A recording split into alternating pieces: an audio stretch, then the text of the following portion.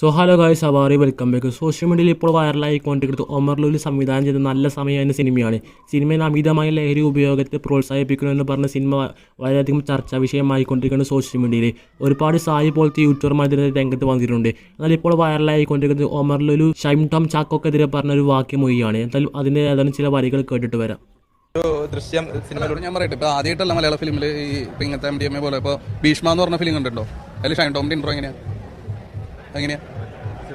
Cigarette വലിച്ചിട്ടോ? അത് MDMA വലിച്ചിട്ടാ കണ്ടിട്ടുണ്ടോ താൻ? അപ്പോൾ ആ പടത്തിൽ ഉണ്ട്. പിന്നെ ഒരുപാട് ഇപ്പോഴത്തെ സിനിമയിലുണ്ട്. ഇത് നമ്മളൊരു ഫിലിമിൽ കാണിക്കുമ്പോൾ മാത്രം തന്നെ ഇത്ര പ്രശ്നം എന്നുള്ള മനസ്സിലായി. ഇന്ന് സമൂഹത്തിൽ നടക്കുന്ന കാര്യമാണല്ലോ കാണിച്ചിട്ടുള്ളത്. ഇപ്പോൾ എല്ലാ ദിവസവും നമ്മൾ പേപ്പർ എടുത്ത് നോക്കി കഴിഞ്ഞ് കഴിഞ്ഞാൽ MDMA പിടിച്ചു അങ്ങനത്തെ വാർത്തകൾ കാണാം. എല്ലാ ദിവസവും ഉണ്ട് പേപ്പറിൽ. അപ്പോൾ അങ്ങനത്തെ ഒരു കഥയാണ് ബേസ് ചെയ്തിട്ടുള്ള ഒരു സിനിമയാണിത്. ഈ ലഹരി പദാർത്ഥങ്ങളുടെ ഉപയോഗത്തെ ഗ്ലോറിഫൈ ചെയ്യുന്ന തരത്തിലുള്ളൊരു ദൃശ്യവൽക്കരണം നടന്നിട്ടുണ്ടോ? അല്ല, അങ്ങനെയല്ല. ഇത് ഈ പടത്തിൽ എന്താണെന്ന് വെച്ച് കഴിഞ്ഞാൽ ഇത് ഉപയോഗിക്കുന്ന കുറച്ച് പിള്ളേർ കാണിച്ചു കൂട്ടുന്ന കുറച്ച് കോമഡികളാണ് ഈ സിനിമ. അപ്പോൾ ഇത് ഉപയോഗിച്ചിട്ട് അങ്ങനെ ആകുമ്പോൾ ഇന്ന് സമൂഹത്തിൽ നടക്കുന്ന കാര്യമാണുള്ളത്. ഇന്ന് പിള്ളേർ ഇത് ഉപയോഗിക്കുന്ന കാരണമാണല്ലോ ഇത് റെയ്ഡ് ചെയ്തിട്ട് പിടിക്കുന്നത്. അപ്പോൾ അത് ഉപയോഗിച്ചുകൊണ്ട് കാണിച്ചു കൂട്ടുന്ന ഒരു കോമഡികളാണ് ഈ സിനിമയിലുള്ളത്. ഈ ചിത്രത്തിൽ കൃത്യമായിട്ടുള്ള സെൻസറിങ് അല്ലെങ്കിൽ മുന്നറിയിപ്പുകൾ മറ്റു ഈ ദൃശ്യങ്ങൾക്ക് ചുവടെ നൽകിയിട്ടുണ്ട്. ഇപ്പോൾ നിങ്ങൾ തിയേറ്ററിൽ വന്നൊരു പടം കാണും, അപ്പോൾ അതിൻ്റെ അടിയിൽ ഇന്ത്യൻ ഇത് പറയുന്ന പോലെ നമ്മൾ കറക്റ്റ് കാർഡുകൾ പ്ലേസ് ചെയ്തിട്ടുണ്ട്. ഈ വിവാദത്തിലായിട്ടുള്ള ട്രെയിലർ അല്ലെങ്കിൽ ടീസർ പിൻവലിക്കാനുള്ള സാധ്യത അല്ലെങ്കിൽ ആ ദൃശ്യങ്ങൾ പിൻവലിക്കാനുള്ള സാധ്യത ഉണ്ടാവും?